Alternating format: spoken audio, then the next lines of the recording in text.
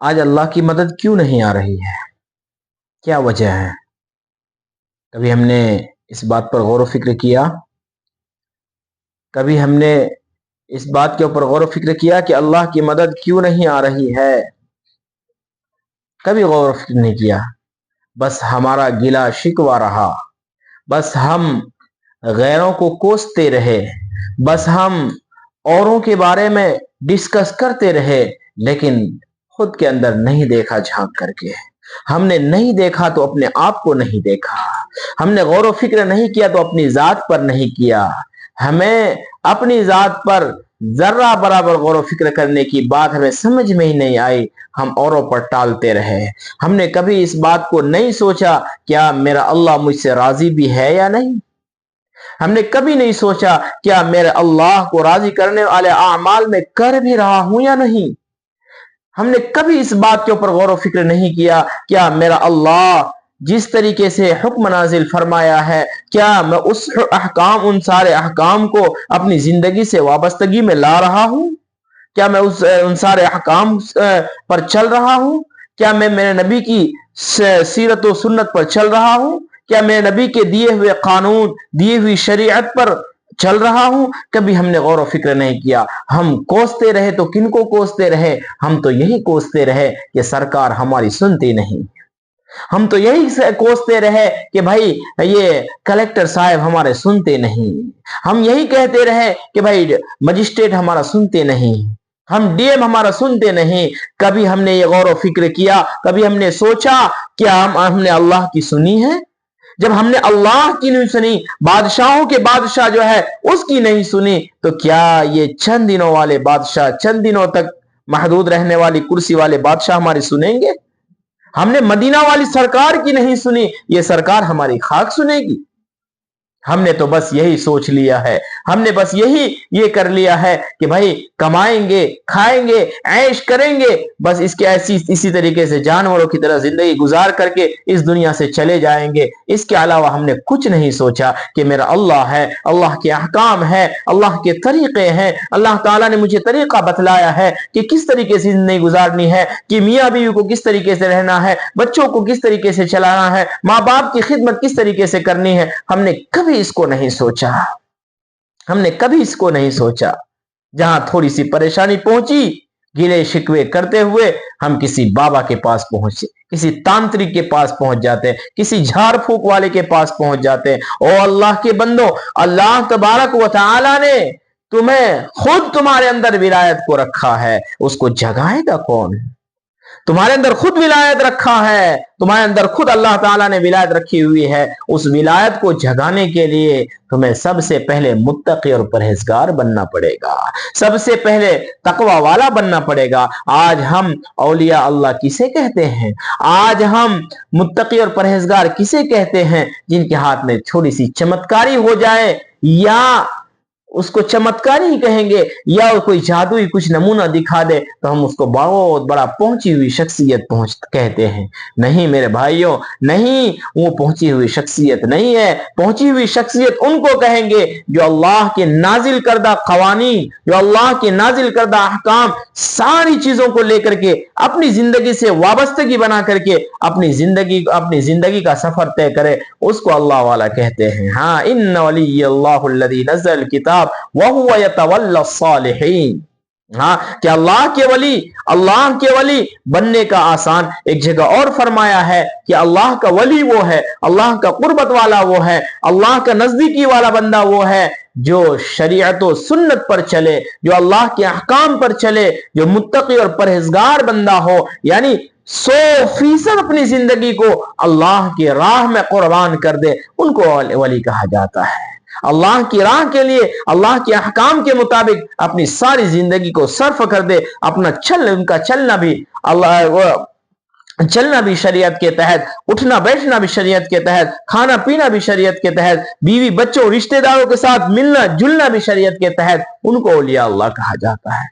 آپ بھی بن سکتے ہو، آپ کو کوئی نہیں روک سکتا، آپ کو کسی نے روکا بھی نہیں، نہ ہی کوئی روک سکتا ہے۔ آپ نے سب سے پہلے اللہ سے دوستی کرنی ہے، سب سے پہلے تعلق کو مضبوط کرنا ہے، پھر دھیرے دھیرے دل کی صفائی ہوگی، دل کی صفائی ہونے کے بعد जो है अल्लाह की मोहब्बत, अल्लाह के रसूल की मोहब्बत बैठेगी, फिर शरीयत और सुन्नत पर चलने की अल्लाह तबारक व तआला गैबी इमदाद फरमाएंगे, फिर जो जिंदगी का मजा आवेगा क्या पूछना उनके बारे में। एक बहुत बड़े अल्लाह के वली का वाकया, मुझे नाम जहन में नहीं आ रहा, गालिबन हिंदुस्तान का ही वाकया है। बहुत बड़े अल्लाह के वली एक छोटी सी मस्जिद में उनका खानका भी था और वो वहां चंद बच्चों को पढ़ाते भी थे। अंग्रेज का दौरे हुकूमत था। एक अंग्रेज आया, कहा कि मस्जिद यहां से हटानी होगी आपको, यहां से हमने सड़क पास किया है, हमें रोड बनाना है, इसलिए आपको ये मस्जिद यहां से हटानी होगी, आपका मदरसा, आपका जो है ये माबदगाह जो है यहां से तोड़ना पड़ेगा। कहा कि मैं तो नहीं तोड़ता, मैं तो नहीं हटाता यहां से। तो दूसरे दिन अंग्रेज का एक दूसरा बड़ा अफसर आया बिल्डोजर के साथ कि आपको यहां से मस्जिद हटानी होगी, वरना हम पूरी तैयारी के साथ आए हैं, मस्जिद को हम मिस्मार कर देंगे, हम मस्जिद को ढा देंगे। तो उस बुजुर्ग ने, उस अल्लाह वाले ने ये फरमाया, देखें अल्लाह की मदद कैसे शामिल हाल होती है, अल्लाह की मदद कैसे उतरती है। उस बुजुर्ग ने फरमाया कि इस तरीके से उंगली का इशारा करते हुए फरमाया कि ओ कुत्ते जा, मैं नहीं हटाता, तू क्या कर ले, तू क्या कर सकता है। लिखा हुआ है किताबों में कि उंगली उठाना था, उस अंग्रेज बड़े अफसर का दोनों आंखों की बीनाई चली गई, अंधा हो गया, वही खड़ा रह गया, तमाशा देखता रह गया। और जब अनबीनाई चली गई तो रोता गिरगिराता हुआ हजरत के पैर पर गिरा और का अर्ज किया कि हजरत माफ फरमा दीजिए, माफ फरमा दीजिए, मैं इस रोड को कहीं और रास्ते से निकाल लूंगा। एक बूढ़ी अम्मा का किस्सा आपने सुना, बादशाह के महल के सामने था। उस बूढ़ी अम्मा को चंद दिनों के लिए कहीं सफर पर जाना हुआ, वो चली गई। अब बादशाह का जो है काम वगैरह शुरू हुआ, महल की तामीर बढ़ानी थी, तो बादशाह ने उस बूढ़ी अम्मा के इजाजत के बगैर उसकी झोपड़ी मिस्मार करके, उसकी झोपड़ी को हटा दी, मिस्मार करके अपना महल तामीर कर लिया। जब बूढ़ी अम्मा अपनी सफर से फारिग होकर के चंद दिनों बाद अपने मोहल्ले में आती है, अपने घर की तलाश करती है, अपने झोपड़ी की तलाश करती है, तो झोपड़ी उन्हें नजर नहीं आता। चाय ले आइए। वो झोपड़ी उन्हें नजर नहीं आता। तो लोगों से पूछा कि हाँ, बादशाह के महल के सामने मेरी झोपड़ी थी, वो झोपड़ी मुझे नजर नहीं आ रहा है, वो झोपड़ी किधर चली गई, वो झोपड़ी का क्या हो गया मेरी झोपड़ी। चुनांच लोगों ने कहा कि बादशाह का महल बढ़ाना था, तो जगह वो डिस्टर्ब कर रहा था। बादशाह कहा महल के सामने एक झोपड़ी पड़ा हो, अच्छा नहीं लग रहा था, इस वजह से बादशाह ने मिस्मार कर दिया। पहले तो आपको ढूंढा, आप मौजूद नहीं थे, आपकी गैबानगी में बादशाह ने कहा कि नहीं मौजूद है तो कर दो, मिस्मार कर दो और महल बना डालो। चुनांच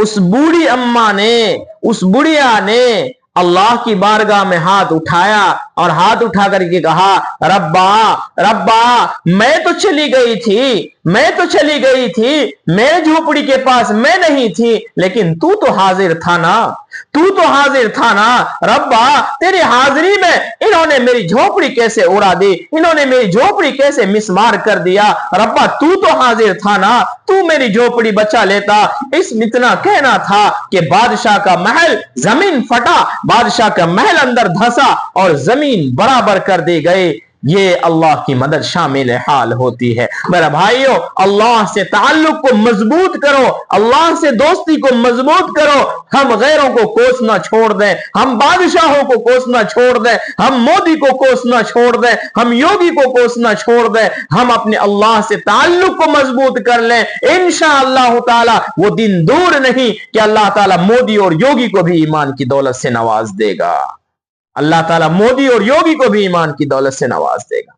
हाँ, वो दिन दूर नहीं। अल्लाह के हाथ में, अल्लाह के कब्जे कुदरत में किसी चीज की कमी नहीं है। इन्नल्लाह अला कुल्ली शैइन कदीर, वो हर चीज पर कुदरत रखने वाला है। वो रात में दिन को हिला सकता है, वो दिन में रात के तारे भी दिखा सकता है। वो रब्बा है, वो कुदरत वाला है। मुसलमानों, तुम अपने अमाल को दुरुस्त कर लो, मुसलमानों तुम अपने अक़वाल को दुरुस्त कर लो, अफ़आल को दुरुस्त कर लो। झूठ बोलना छोड़ दो, बदनजरी करना کرنا چھوڑ دو, تم جو دوسرے کے ساتھ دغا بازی کرنا چھوڑ دو, تم اللہ سے دوستی کو مضبوط کر لو.